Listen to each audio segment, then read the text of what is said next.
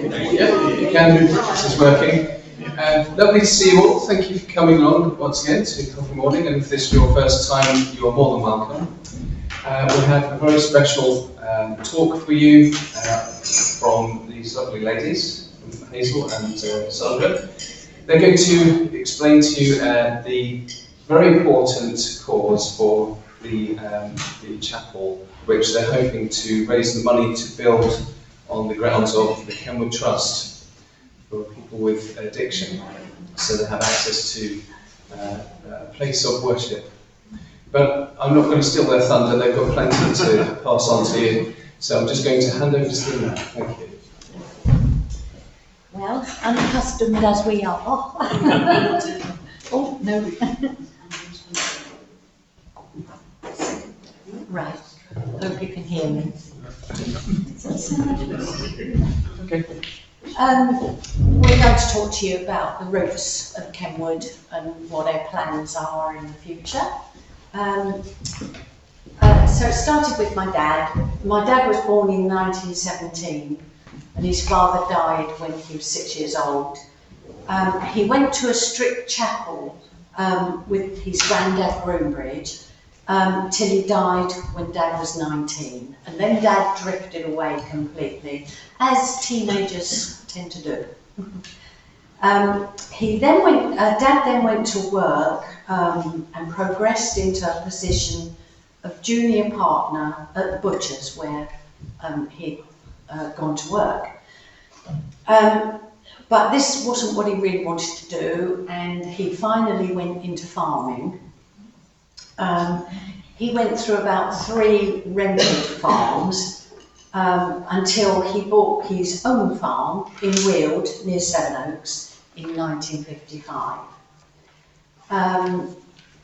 Very successful in money making and hard work. He used to work all the hours God gave. My granny reminded Dad that many times of the parable that Jesus told about the man who just kept building bigger barns, so made more and more money. That was Luke chapter 12, verse 16 to verse 21, if you want to know. Mum's growing faith and 4 of us children had become Christians, and it was like a nagging witness to Dad all the time, because having been brought up in the church, he knew right from wrong and he knew that God was there. In May 1965, Mum decided to be confirmed, and yet again that was a nagging thing in Dad's ear about going back to church, committing his life.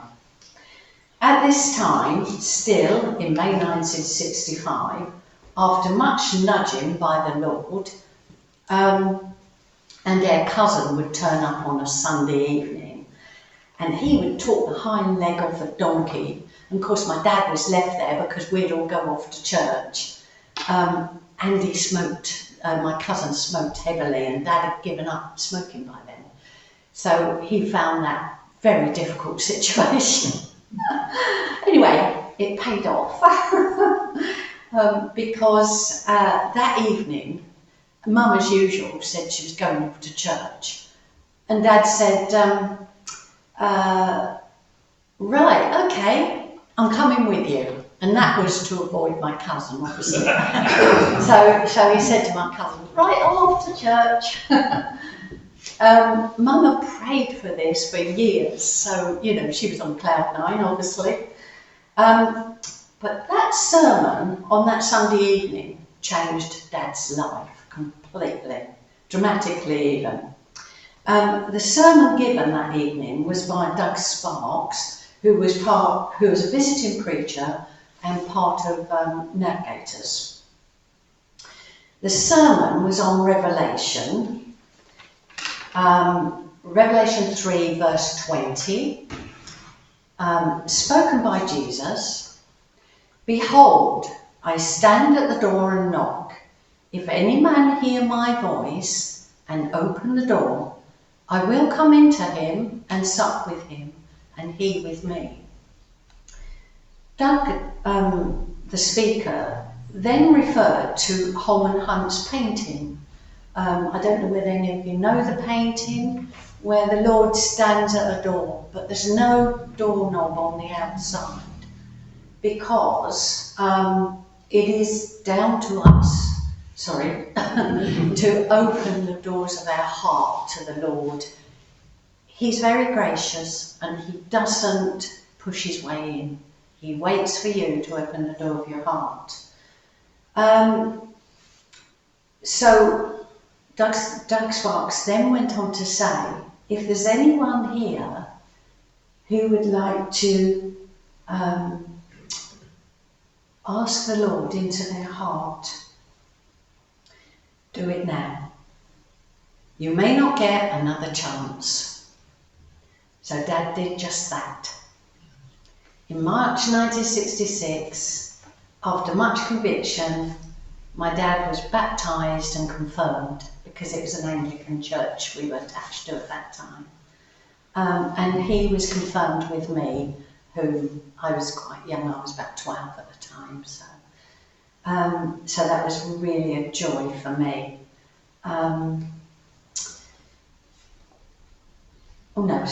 I was 15 then. I came to the Lord at the age of 11, going on 12. Yeah. But Dad's interest in farming just faded away. He was so on fire for the Lord, he needed to do something for God. And so he pursued that, and he asked the Lord, what should he do? Dad then went to Springfield's crypt. My brother-in-law was a church army chaplain at the crypt in Spitalfields. And he said to Dad, come on, come and have a look, come and see what you think. So Dad went there, and of course it was full of all the down and outs that came in off the embankment, all the homeless. So in 1962, from the seed sown, Dad had men from the crypt down to the farm, put them up in a flat we had, and we had one or two in the house as well with us. That house was Dad's latest, bigger barn. But God had a plan for that house, so that was meant to be. From this, Dad felt, I need to do more. There's so many out there that need help, need the Lord to be in their lives and help them. So he sought bigger premises. Just at that time, my brother-in-law, my sister's husband, Michael, was working for Dr. Bernardo's, who first had Kenward, or had Kenward before we had it. And he said to Dad, Dr. Bernardo's are selling the property. So Dad said, right, let's go and have a look then. So he went to Kenwood, and it was so run down. I think my mum's heart must have dropped, because there she was in a lovely new home that Dad had built. So I think it was quite traumatic for Mum. But nevertheless, she was faithful to God, and they went and had a look, and only part of it was actually being used at the time. It was so run down. But they decided that, they would pray about it.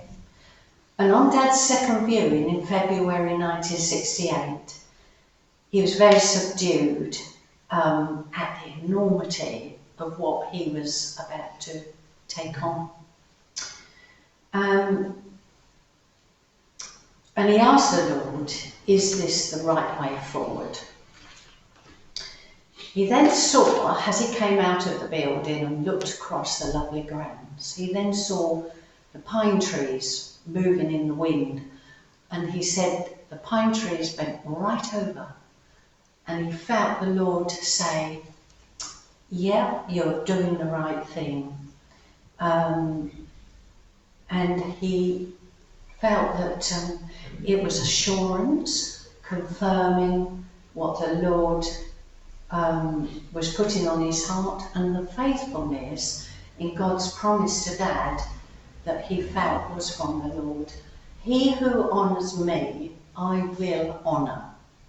And that's 1 Samuel 30:31. Dad took a lot of strength out of scripture. He was very into his Bible, as he should be and was, and he took a lot of strength from many, many scriptures, and this was one of them. He who honours me, I will honour. So Kenward was born on the 5th of July 1968. Just 4 months later, it was born on a wing and much prayer. At that time, Dad would only take men who showed an interest in finding their faith and were open to the gospel, and would then have a home for life if they can. Over to you. Oh, sorry. Yeah, so it's my job to take one from 1968. I obviously was very young. I was about 10 years old, just going to senior school. And I remember the day quite well. Poor Mum was very stressed and very tired from spending all this time packing up home and still looking after everybody, because I think Mum used to feed everybody, all the residents, all the gentlemen who came down, who would come down from London. They used to eat with us, and then we were, Hazel and I had 2 of 7, some of which weren't at home at the time, but they were away. So Mum was used to big families, but trying to look after everybody and pack up a house ready to move, I think she got exceedingly tired. Anyway, we packed up, moved to Kenward on that day. Just one little thing to make you smile, which might mean why Mum was in such a state, was by the end of the day we were starting to think, oh well, Mum said we better make the beds, and discovered that all the clean sheets that she'd got for all the beds, which were several because the guys had come with us from the farm, were still at the farm. Which today takes me 40 minutes. So I'm sure it was probably about the same in those days, if not a bit less, because it's not quite the traffic or the road layouts that there are now. So by the end of the day, she was in tears, and she really had enough.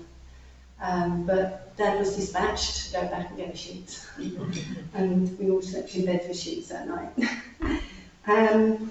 Anyway, from there, Kenward grew. We were 10 to start with, and we quickly became a family of 23. And as Hazel's already said, Kenward was in quite a state, so there was lots of decorating to do, and it was very useful to have the guys who had come from the farm with us, who had worked on the farm and now were working at Kenward. They'd work in the garden, they would paint, they'd decorate. And Mum and Dad also had a couple who had come from Will Church that felt led by the Lord to come and join Mum and Dad at Kenward. So they were there as well, and Mum was really shocked because they'd moved in a few days before us, and they'd set work on the kitchen and they cleaned it from top to bottom, and which really lifted Mum's heart when she saw it, because I think having to leave a home that, as Hazy said, was a brand new home. We'd only been in 2 years, and it was built to spec. Mum had had the kitchen how she wanted it and everything, and within 2 years she had to say goodbye, and it was quite hard for her, but she did as the Lord said and was faithful to the Lord as well as her husband.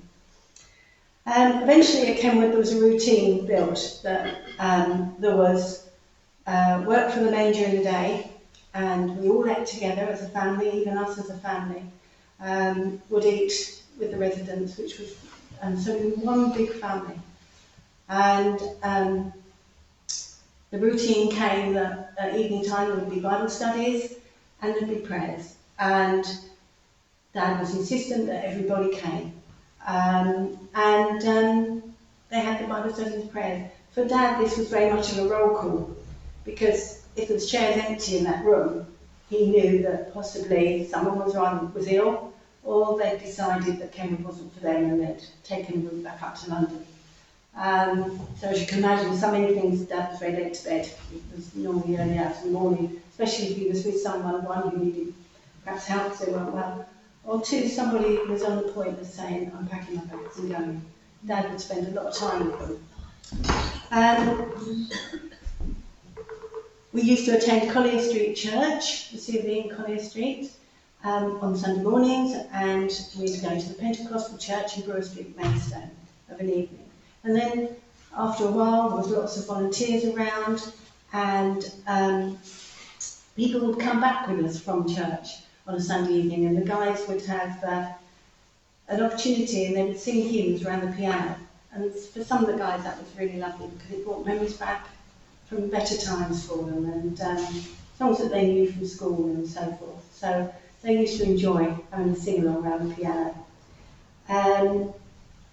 Going on from the volunteers, in 1970, there was a knock on the door, and two people that you all know probably very well, Godfrey and Carol, there she is, there she is, turned up with some friends and said, we've heard about you, we'd like to come and help. And for a while they would come in as volunteers. They did so much for Dad. Dad got we all got very fond of them, and Godfrey was such an asset to Dad. Godfrey was used to red tape and paperwork, my dad wasn't. Godfrey was used to going and talking to groups of people, my dad wasn't. So he was a true asset, and Dad got very fond of Godfrey and asked Godfrey to join the staff in 1974, and they did. And eventually they moved into the house at Kenward, and they're still there today, which is great.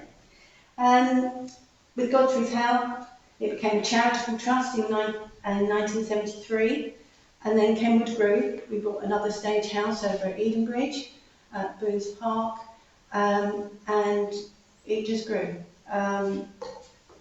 But Dad's health deteriorated, and he'd had a couple of mini strokes, and under the doctor's suggestion, in 1979 he retired. And Godfrey took over.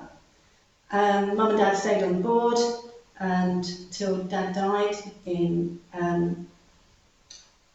August of 1987, sorry. Mum stayed on the board all the time that she had her health, until she died in 2006. And then from then it was down to Godfrey, and under Godfrey, Kenward has just developed with the help of really good staff. Kenward really it grew, and at one point there was, just before he retired, there was 100 beds. The Kenward Trust had 100 beds between Kent and East Sussex for people for rehab and resettlement. They were one of the leading alcohol and drug addiction organisations in Kent, and was very influencing. Godfrey retired in 2008 and stepped to one side, and we had a new CEO. But it carried on. Under Godfrey, we had a youth outreach team, which was amazing. They went into schools and spoke to young people about drugs and alcohol. We had a women's project, because it was felt that, by this time we were not dealing so much with the homeless off the street.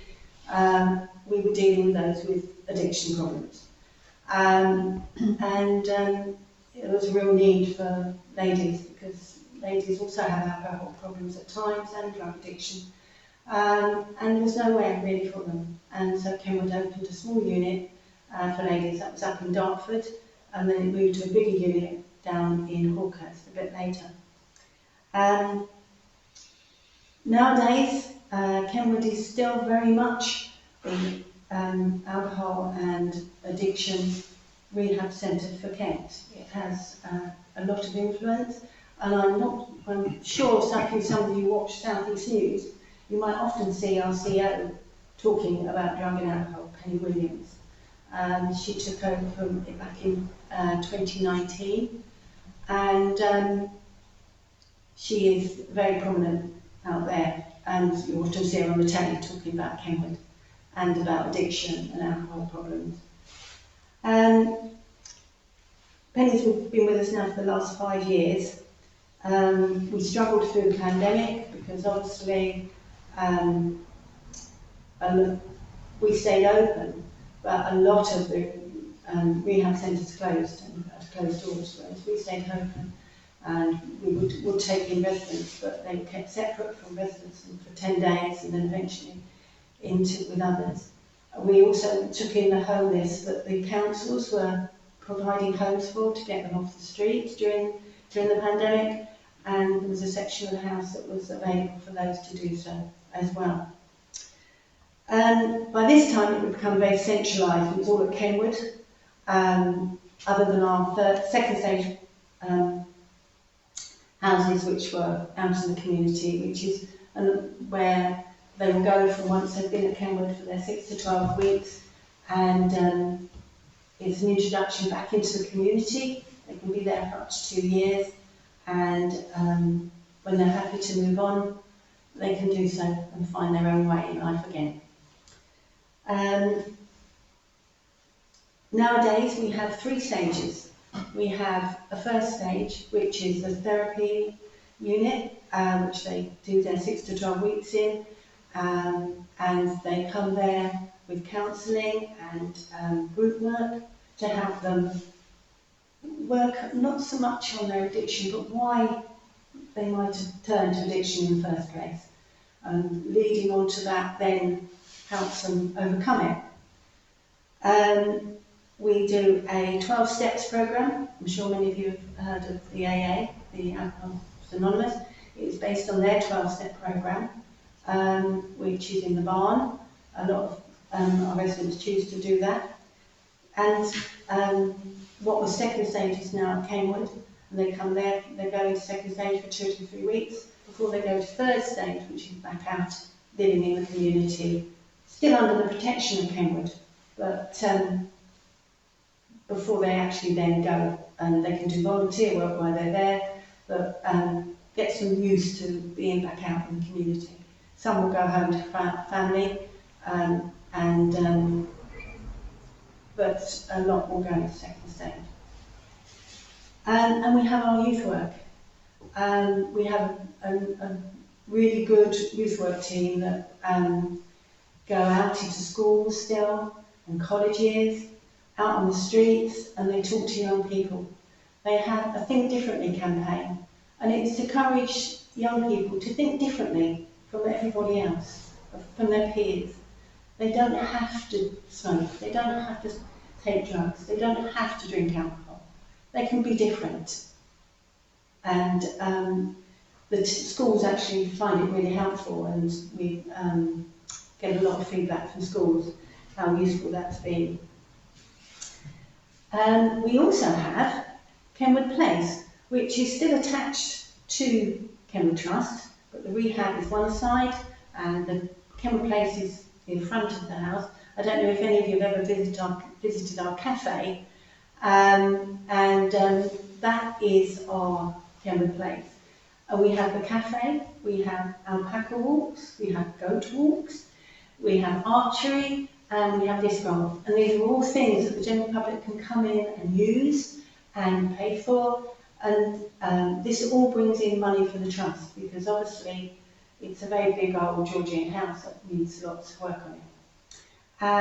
And the cafe closed obviously during the pandemic. It's open again now, not full time, just Thursdays to Sunday. If you haven't been, you need to, because it's a lovely cafe. And it's really good. And then getting on to the chapel. The Christian ethos has always been there.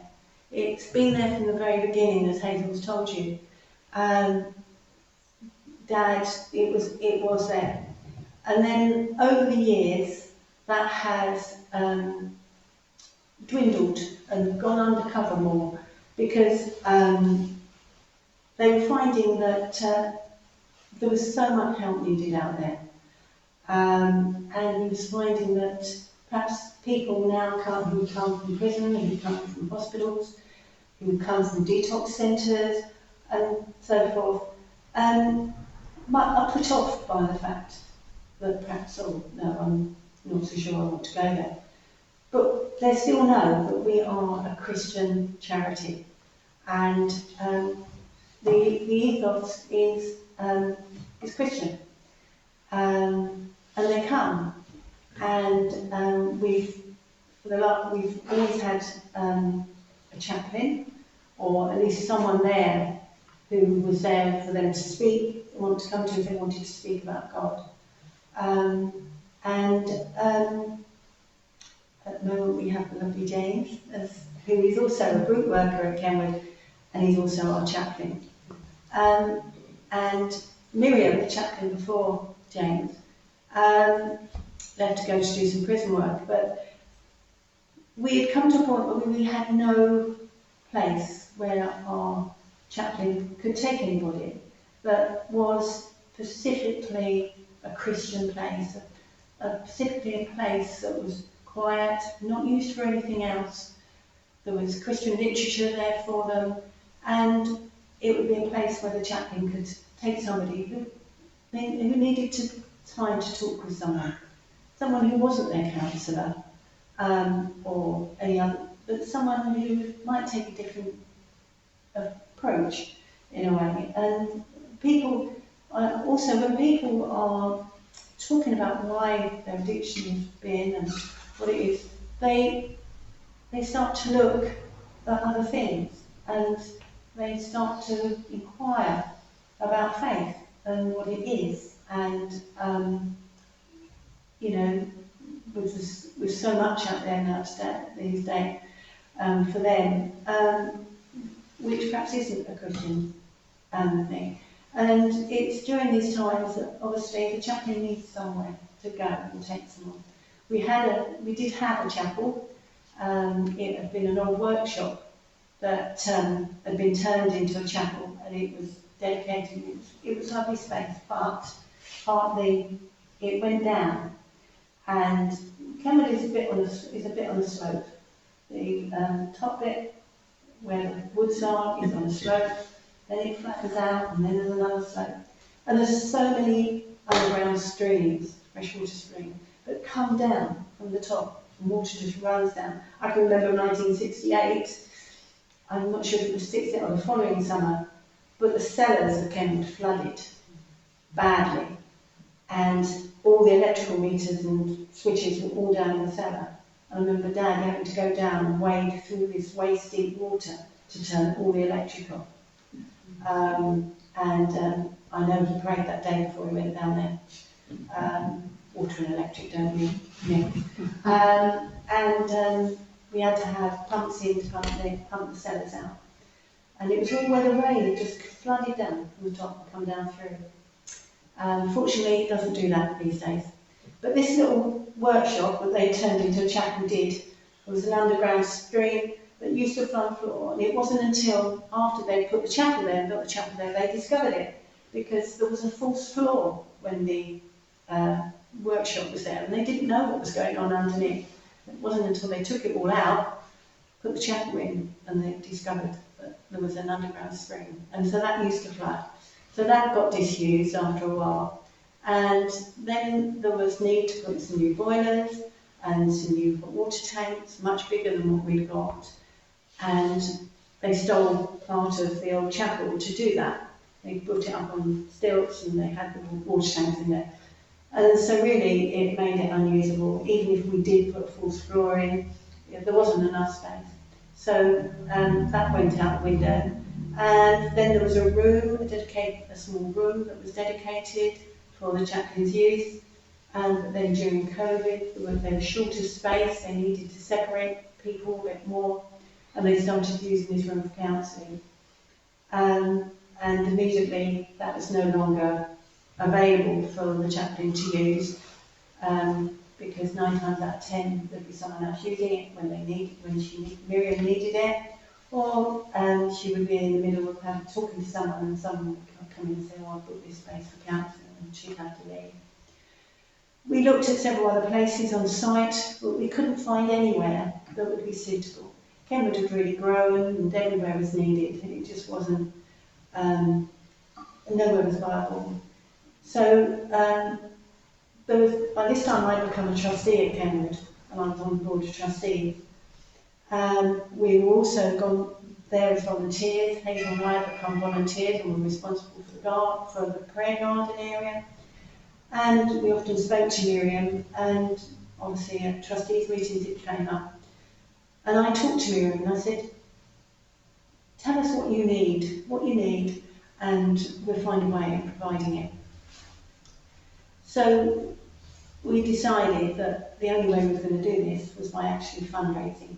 And it had to be fundraising. There was no spare money within Kenward to provide a building for a chapel, and it had to be fundraising. So that's what we did, and we started that 2 years ago. 2 years ago this April, I believe it was. Cooking cakes. We have a coffee morning once a month on a Thursday, because it was a Thursday to start with because the cafe area was closed. It's now on a Wednesday because the cafe now opens on a Thursday. And we cook cakes, we make things, which there's an assortment of different things here that we've made, and just raise money. We've put an awareness out there, and we've had 1 or 2 large donations, but mainly we've now got to £8,000, and mainly by selling cakes. So in 2 years, God has been really good. And some mornings after our coffee mornings, we count the money and we think, wow, where did that come from? You know, and people are being generous, because what we say is, just give us a donation. We don't ask to put specific prices on our coffee and cakes. We just say it's a donation. And then people say, well, what would you say? We say, how much would you pay for it downtown for a piece of cake and a cup of coffee? And often people stick to that amount, and often people give us more, which is brilliant. I had a real experience one day when a gentleman came in. I hadn't seen him before, although I had, but I wasn't aware that I had. And he came in and he said, "Oh, I have a couple of cakes and a cup of coffee." So I said, "All right, fine." And he said, "How much do you want?" And I said, "Well, we recommend about a £5 for a cup of coffee and a large piece of cake." And he said, "Well, what if I told you I wanted to give you £500 for my piece of cake?" And I was just, whoa, okay. And I thought he was joking. And I just said, "Yeah, feel free, just pop it in the box," jokingly. And he said, "No, I'm serious. I would like to give you £500 towards your chapel." And it turned out in the end that this was a gentleman that actually had made several donations to Kenward in the past. So I took him to our receptionist, and she dealt with him and filled in all the necessary bits. And the strange thing was, us girls were coming to a point where we thought, cakes, really, is this the way forward? We'd tried applying for grants, but we've had nothing come through. And on the way to my coffee morning that morning, I prayed in the car on the way, and I said, "Well, Lord, look, if this is meant to carry on, you give us a sign, you show us that coffee and cakes is the way to do this." I said, because I'm at the point where I don't know whether I want to cook another cake. And I knew that others in the group, there was 4 of us, my sister Hazel, a good friend of ours, Jill, and my sister-in-law, Phyllis. There was the 4 of us that cooked cakes every month for the chapel. And I knew we were all feeling very much the same, and because we'd had grants turned down, we just weren't sure which way to go. And felt we needed to find another way. And then that happened at the coffee morning. The gentleman donated £500. And afterwards we always sit down and we count the money and we think about everything. And I just said, what an answer to prayer. That was so encouraging. And I said, I don't know about the rest of you, but I don't care how long I cook cakes now. Because we need this, and we need the chapel. We need the chapel. It's there, and as James has found since he's been our chaplain, there is people seeking, residents who come into Kenward, they're seeking for something. Because the alcohol and the drugs have been filling that down, because they didn't know what else would fill it. And now they've had that chance at Kenward to realise that it isn't the alcohol and drug that they're seeking. It's the Lord, and or a faith of something. And as James was telling you, he's had so many times where he's been able to lead residents to the Lord, and we just need that somewhere on site. There is a chapel that services can be held in, Bible studies can be held in, spirituality groups can be held in, and it's Christian based. We accept other faiths that come and need help. We've had a Sikh who's been through, and one or two others, but we are a Christian charity, and our Christianity is our underline. That's where it came from, and that's where it still is. And the love that the staff show these people when they come is absolutely amazing. Their empathy is there, and their love for them, and that comes from God. And if you walk around Kenward site, it's just different. There's a feeling there that is just so different. And everybody says, what is it about this place? There's so much peace. And we say, well, it's the Lord, He's here, and this is His work. So we are putting in grants, we're still putting in grants for the chapel, and we've got a couple of big bids going in shortly. Hazel's daughter, my niece, is now fundraising for us on a much higher level, so she's putting in the grants, seeking for help out there in different ways, while we cook cakes. So that's why we've got here on the table lots of leaflets about Kenward, so if you don't know much about it, feel free to come and feel free to ask questions. Hazel and I will answer them as best we can. And we also have bits and pieces that we, as the volunteers, made, that we sell at our coffee mornings. So if there's anything there, and we have our thermometer that says where we are. We need 30,000 to get us the building, and then obviously a bit more to buy accessories inside, chairs and so forth. It was quite good recently, because we went back to the people we're getting the building from and said to them, we need an update, because it must have gone up. Since you gave us an update gave us a price 18 months ago. And they said, okay, fine, we'll go down what we gave you, the estimate that we gave you, and see what we can do. And they came back and said, well, that's your new estimate. It hasn't really gone up, but we've got 20% off at the moment, and so it's brought the price down. We thought, oh, wouldn't that be good? And then a month ago I noticed that they're coming to their end of their 20% off, and I was thinking, oh well, at least it's the same price as it was when we first inquired. And then amazingly, they've extended their 20% off. So you never know. If they keep extending their 20% or so, we might still get a little bit more. So, we will carry on in case.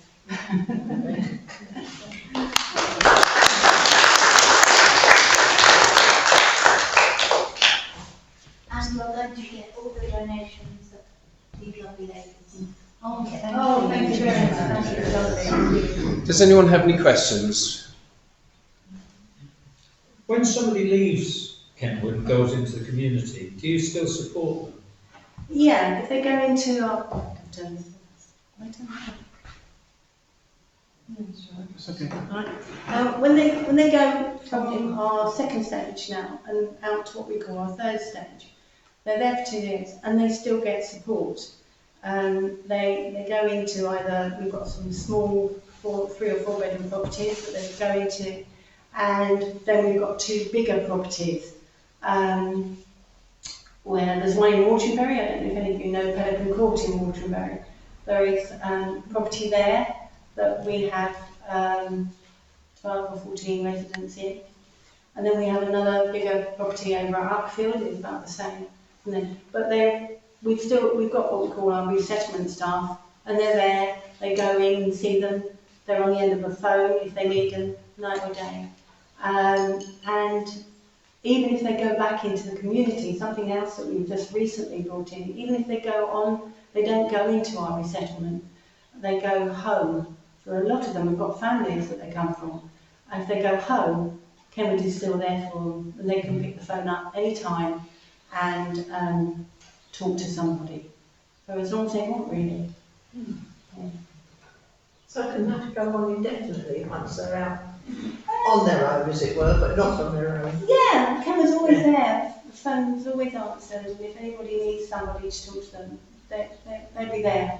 For a lot of people, they perhaps get help in their own community.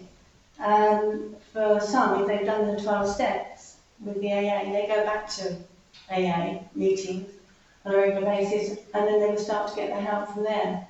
Because if you're in a 12-step program with AA, you always have a sponsor? Yeah, a sponsor who's always there for them. Someone who's been through it all themselves, and so they're there. So, and then obviously if they relapse and they're out in the community, they may end up going back into detox. And if they apply to come back to Kenward then, if it's felt that Kenward is the right place for them to come back to, then if they've got the funding. This is a big problem, it's the funding. Councils fund our clients who come down, or our residents who come down. Funding mainly comes from councils.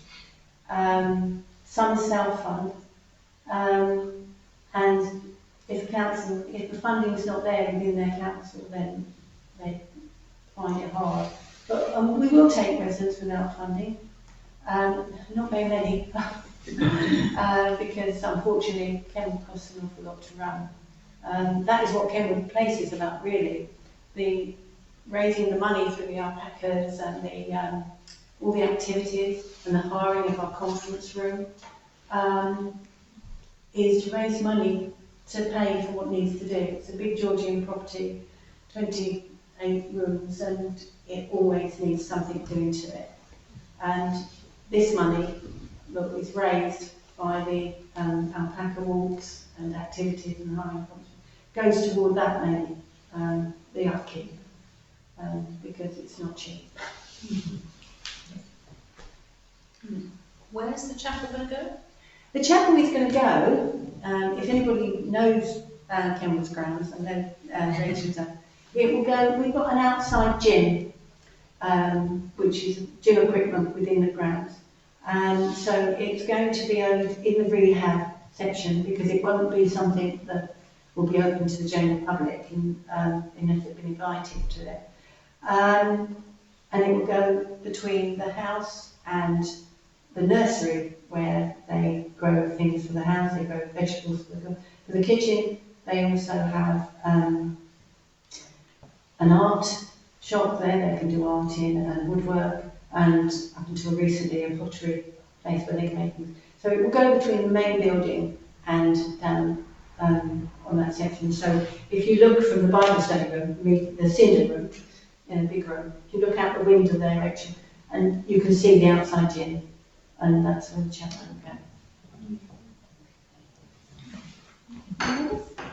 Thank you.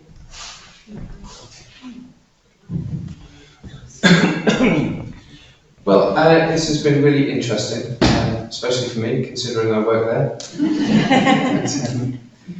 just to quickly give you a taster of the groups that I do as the chaplain, I do a spirituality group for residents, and it's about challenging the way that they perceive things and how they see themselves as well. And one of the things I say to them is, if you were to break down the human body to its base chemicals, on the market you would be worth £5.60.